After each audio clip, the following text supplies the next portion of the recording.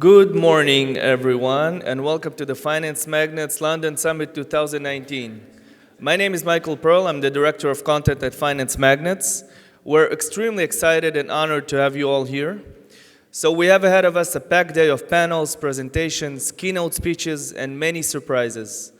None less important is the award ceremony that will take place here at 5:45.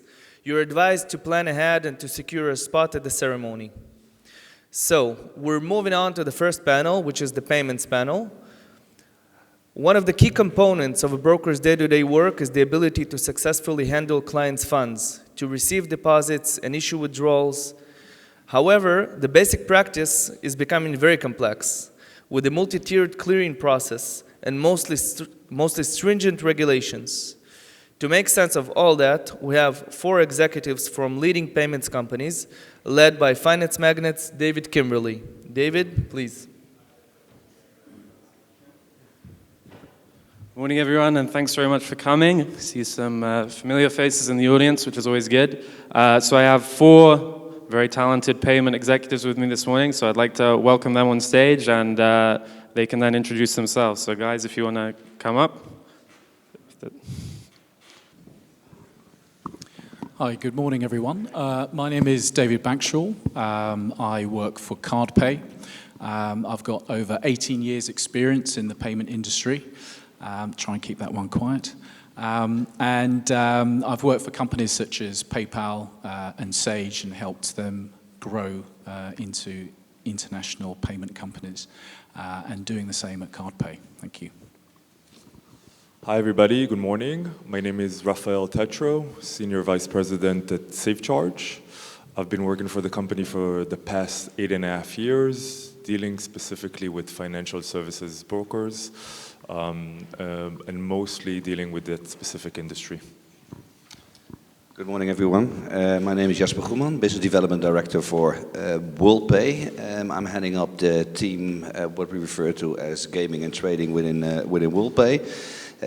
So the team and I are focusing mainly on gaming gambling customers, CFD and Forex brokers, traders, as well as crypto exchanges and brokers. Been in the industry also for an odd 8 years or so, and prior to joining WorldPay, I worked for PayPal for a couple of years as well. Hi, my name is Sherwin Kimbao. I'm the CEO of Alo Gateway. We're pretty much basically focusing on China markets, and we work with a lot of Forex clients and gaming as well.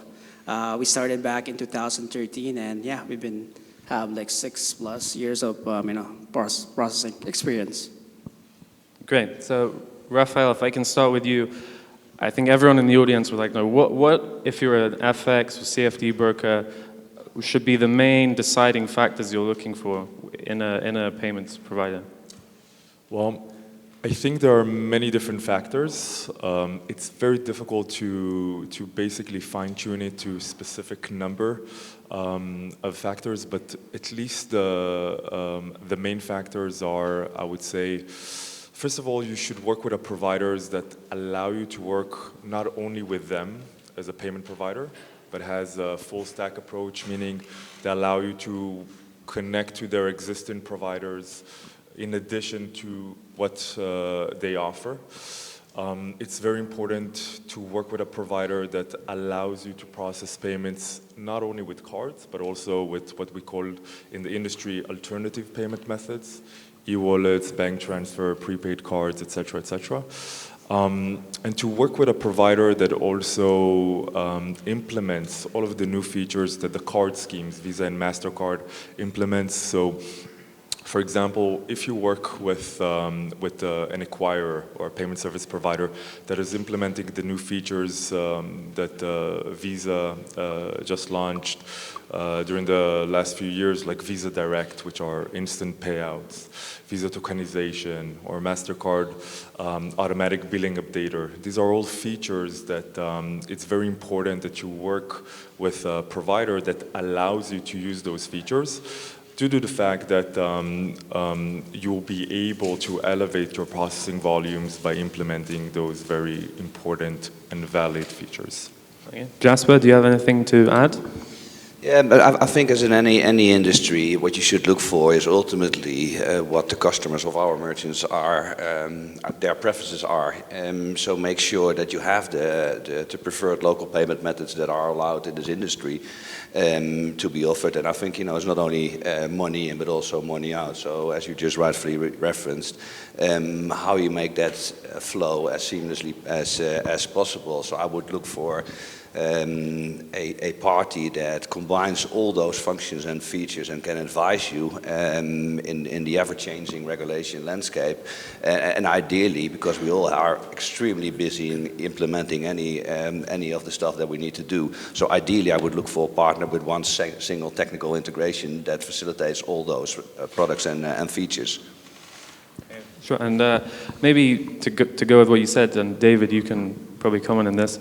How can brokers make sure that there's a kind of seamless customer experience? Because, we were speaking a couple of days ago and you were talking about how, if there's any hurdles that customers have to overcome, it can often prevent them from making payments, deposits, and so on. So what can brokers do to make sure that it's as smooth as possible, the customer journey?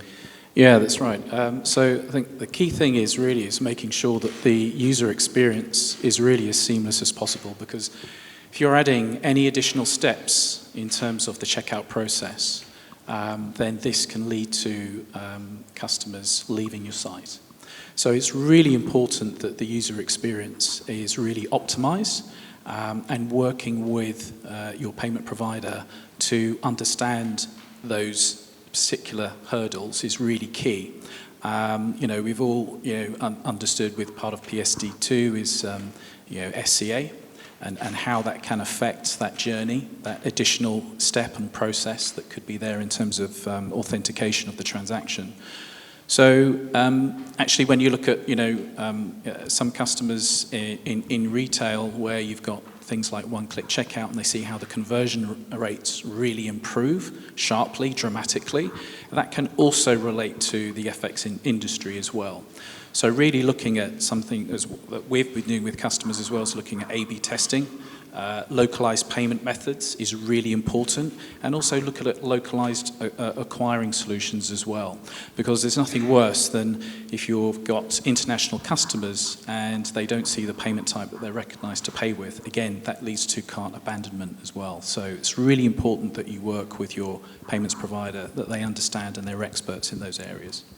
Great, and maybe Sherwin, on similar to David, you can talk a bit about maybe non-conventional payment methods and how you guys are working with those to make sure brokers can get their deposits and so on. Sure, yeah, I think I agree with David on what he said. I think the most important is to make sure that your the cashier is, is localized, meaning like for processing in China, you got to make sure that you don't ask that much information that's not needed. And it's very important to have a payment service provider that knows how local payment processing works, right? So payment providers should always work hand in hand with merchants on how to grow their customer base. The success rate is very important. How fast the deposit, because each market have different like expectations on their deposit and payouts. For example, in China, the deposit, they want to have it instantly. As soon as they checked out, they want to see the funds in their account, right? So I think as payment providers, we need to make sure that we work closely with merchants, that there's no issue with the API. We provide customer service in case there's like missing transactions, very important. And also, for example, for withdrawals too, we need to make sure that it's fast, right? So us payment providers, we need to make sure that we localize this for our clients to make it easier, right? And we provide one single API so that our merchants do not have to do multi-integration, right? Because as we all know, big merchants have like different priorities, right? And you only have one schedule for each payment gateways to be integrated, right? And do you think brokers should work with payments providers to cater to the different niches that you're just describing? Yeah, for sure. I think brokerage should work closely with payment providers. I mean, that's the only way you grow your business, right? As we all know, like going to a new markets, brokerage would spend pretty much most of their budget with marketing and stuff, so will not have time to do their own payment processing, right? So for that, I think they should work hand in hand so that they can grow the company together. We've worked with a lot of Forex clients before, a couple of years ago.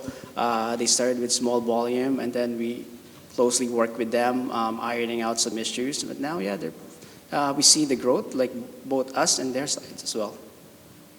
Okay, and maybe to segue into a slightly different topic, Rafael, what would you say are some of the biggest trends you see taking place in the FX industry this year? And what kind of solutions are you guys having to work on to maybe overcome any hurdles that brokers are facing? Well, definitely we see when talking to Visa and MasterCard, SafeCharge being as an acquirer, we see that the industry is going through some scrutiny. Meaning that due to internal audits, et cetera, the financial services industry comes up. So definitely there's a watching eye to make sure that cardholders are being kept from any type of activity which is a little bit frowned upon. So we make sure that we apply everything that the card schemes requires in order to make sure that our merchants are protected, the brokers that we work with are protected. In addition, we see more linkage towards alternative payment methods, as some of the group members here mentioned. So I think it's very, very important when entering or penetrating to a specific market that you make sure that in the arsenal of payment methods that each and every broker in that audience here have, that they will be able to support the local methods in each and every regions which they target. Jasper, do you have any additional comments? No, I fully agree with that. I think the biggest challenge is the ever-changing regulatory landscape or Visa, MasterCard. Trying to think of different ways to make life a little bit more difficult. And I think what you should look for in your payments partner is how they understand and have that conversation with Visa and MasterCard to help you navigate through that complex regulatory landscape. And that's about Visa and MasterCard, but we can't neglect the fact that PSD2, although postponed, is going to be very important in the upcoming 12 to 18 months. And the understanding from your payments partner in which countries it will be enforced in the upcoming 12 months and which countries it will be enforced in the upcoming 18 months. It's very hard for a merchant or a broker to understand what the differences are, the different mechanics per country. And that's something that your payments partner should be able to explain. And one thing, but also to overcome that with solutions in there, and what kind of solutions can payments partners offer in order to ultimately make sure that the customer journey, so the customers of our customers, is still smooth and as much frictionless as possible. And there are numerous different ways to overcome that. You know, you can think about the e-wallets. You can think about an exemption engine that we built to navigate customers without strong customer authentication, and ultimately it relates to the fraud ratios that our merchants have in order to help them. And the fraud ratios are calculated based upon the acquirer and the issuer. So if you look at for a payments partner and acquirer in the back, ask what their fraud ratios are, and if their fraud ratios are below a certain level, they can definitely help you with the UX in the end for their consumers. David, do you have any additional comments? Yeah, no, I echo what Jasper and Rafael have said, and I think the regulatory landscape is only going to get tougher. So how we tend to work with everyone, and I'm sure the guys do the same, is really working as part together as a team. To really look at these regulations from Visa and MasterCard, the schemes itself, but then also look at other solutions and other ways that can also maximize profits for the customer and acceptance levels, and also user experiences as well. And that's really important. And when you talk about local expertise in local markets, this is really, really key, because international expansion for businesses is the most important thing. So being able to cover those payment methods and also have localized acquiring in those markets really can make or break launching in a new territory. And that's really, really important to understand because everyone's looking for an edge and also an expansion opportunity. And if you're not working with your payments provider to really understand what their expertise are in those specific areas with those alternative payment methods, or even if they want to issue their own cards, looking for the right partner and those solutions are extremely important. So if you're not looking at that already, I advise you now to look at that and make a plan over the next 12 to 18 months. Okay, and I think PSD2 was mentioned by you, Jasper, and in my experience it's something that many people have heard of or vaguely familiar with, but they perhaps aren't quite familiar with the nitty-gritty of it. So as an open question to anyone, I mean, what sort of problems or challenges do you expect to stem from that regulation when it actually goes into play? Yeah, from a, you know, if you haven't thought about it, please do, and talk with your payments partner around it.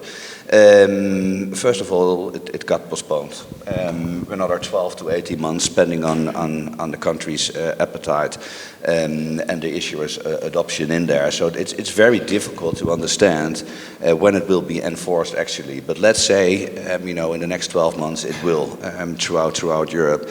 And the challenge is ultimately from a UX perspective is that to fight fraud. Ultimately, strong customer authentication, more known as 3DS, is being enforced on Visa and MasterCard transactions. So in order to make sure that you don't have that clunky experience with typing in your 4 digits, etc., make sure that you have means in order to make the UX more smooth at the end of the day. So if your fraud ratios are below a certain level, certain transactions can be exempted from strong customer authentication, which ultimately will drive conversion. That's one way of looking at it. The other way is looking at alternative payment methods or e-wallets that are better supported or suited for this experience in there. But it opens new opportunities as well, and we will be launching open banking in the UK in the beginning of upcoming year and rolling it out throughout Europe, where effectively the end consumer, which is familiar with their banking environment, will make a seamless transaction in there, which by definition is supported with strong customer authentication. So that's one of the things that we can discuss later in the day. But it will come with more opportunities in there as well. So it's not all bad. Okay. No, I agree with what Jasper was saying, and also as well, it's important to remember that it's SCA is only within the EEA, so where the acquirer and the issuer. So if you've got transactions coming outside, international transactions, these are exempt from SCA. So it's really important to understand the nuances around PSD2, the advantages that can work for you, but also the regulatory fields around that as well. And things like wallets and alternative payments or closed-loop systems are also very beneficial because, again, they can be exempt around these issues, and also looking at the customer experience piece as well. So again, making a plan, working with your payments provider to really understand those nuances and challenges around that is going to put you in a really good foundation for the future. But I would like to add one thing which is very important when we're talking about PSD2 and 3D Secure. So in general, many brokers are quite frightened by the fact that now any transaction within Europe will need to go through 3D Secure. However, it comes with a very great advantage. The fact that merchants can sleep better at night knowing that there aren't any fraudsters or aren't any chargebacks coming in later on in the future can make them feel more comfortable. Also, we discussed and mentioned exemption. So it's very important to talk to your payment service provider to understand which transaction can be exempt. This is dependent on the payment provider and the acquirer fraud ratios and fraud level. So an acquirer which you are working with and has low fraud ratio can basically increase the amount which can be exempt, up to 500 euro, for example. So any deposit up to 500 euro can be exempt from 3D Secure. But again, this is something which is very much dependent on the acquirer that you're working with. So it's very, very much important that merchants will take an active approach and contact their acquirers to understand a little bit better when it comes to 3D Secure, strong customer authentication, and PSD2. Yeah, I mean, like, I'm not familiar with PSD2, but reading about it, I think it's good for consumers because I read that, you know, you can have a dashboard that you can see all your bank accounts, right? You know, it's quite a lot easier, and then opens up for like startups, right? You know, for startups that wants to do open banking, I think that's a good opportunity for everyone. And I think open competition is always good. I think it's always bring out the best of everyone, and it's good for consumers. They will have more option to, you know, to process with, not just stuck with, you know, with old banking system that, you know, don't work now. And also it forced these old banks to spend more on innovation, right? So they're not stuck back in the, you know, 70s, you know, where their old system is, right? Yeah, and definitely, I think, you know, the competitive landscape ideally would overcome, let's say, the power SB Visa Mastercard in Europe. So it would be interesting to see what the adoption at the end of the day will be by the consumers when all those new tech companies or banks are opening their open banking solutions, and if it's indeed going to be delivered what is being promised, and ultimately that is the answer, or the answer to that question will be determined by the consumers end of the day. So I'm pretty excited to see what's happening on that front. Yeah, and also to echo that as well, it's having, you know, open transparency around transactions and financial information. It's created more competition in the marketplace, as we've seen today. So sharing and having that financial data and transaction data around customers, again, it's about being smart and utilizing that information to then help you as businesses to be able to leverage that information and that data and utilize that in the best possible way. So the more that we share and the more this open banking comes about and creating more competition, I think as an industry as a whole, it's very, very good news. It's just making sure that you've got a plan and you're working to navigate where you can benefit out of that regulation.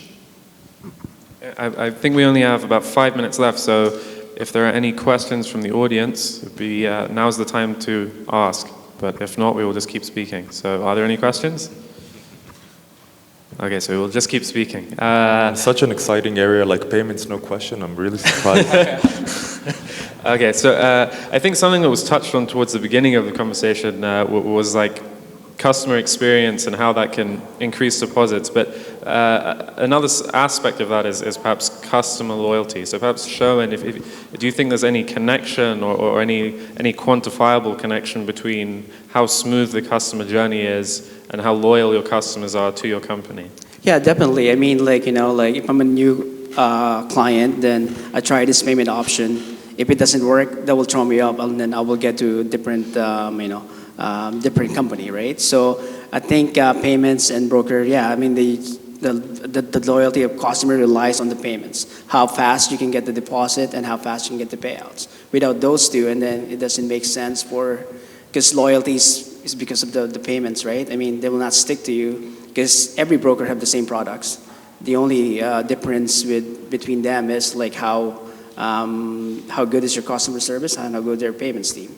But everyone's using, you know, MT4, MT5. So yeah, I think that's the main key is to have optimize your payment options, your cashier, and make it easier for your client.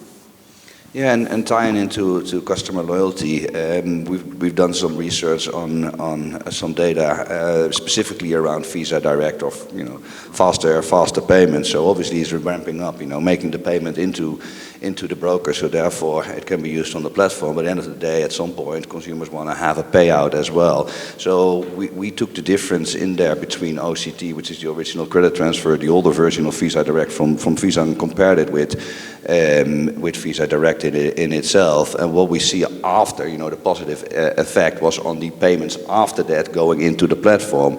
And why is that the case, or at least the assumption that we're making, is because the actual funds from the broker back into the bank account or the card holder are faster over there. So if they want to play one day later and making a payment, the chance of that transaction will be accepted is higher because the funds are actually in the bank account.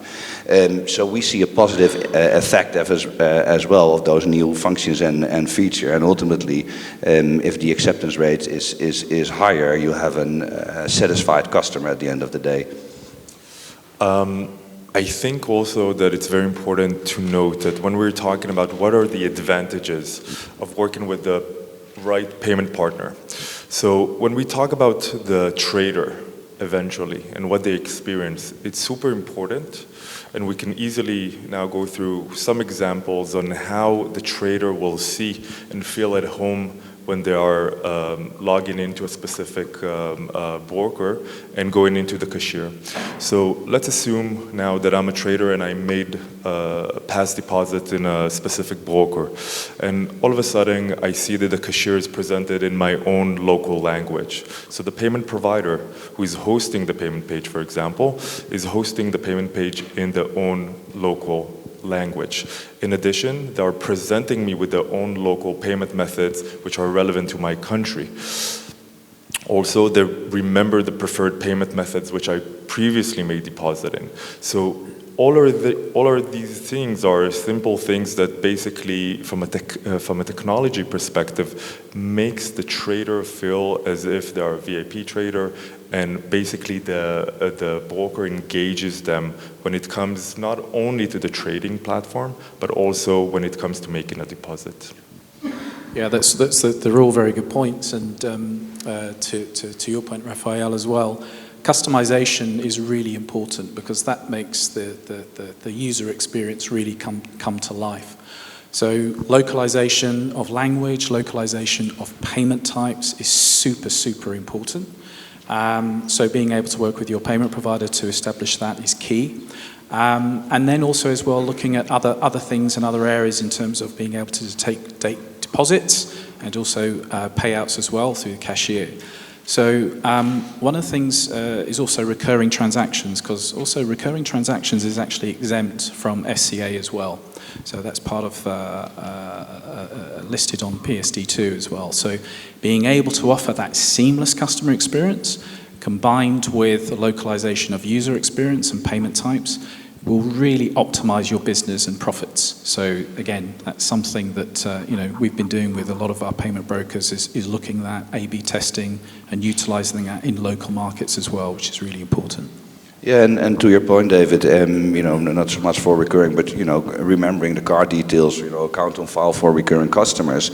What we see, if you're doing that, you're not only seeing a better conversion from your customers, but at the end of the day, in our data, what it shows is that the acceptance rates will go up as well because it's used to be on the same system. So ultimately, the issuer will be more likely to accept that transaction at the end of the day as well. Okay, well, I think we are out of time. So if there are any questions, I would highly recommend you can find these guys at their booths, walking around. As you can see, they're great guys, very friendly, and I'm sure they can tell you whatever you need to know. So I'd like to thank them very much for coming. Thanks, guys. It was great speaking with you this morning. Thank you, everybody. Thanks. Thank you.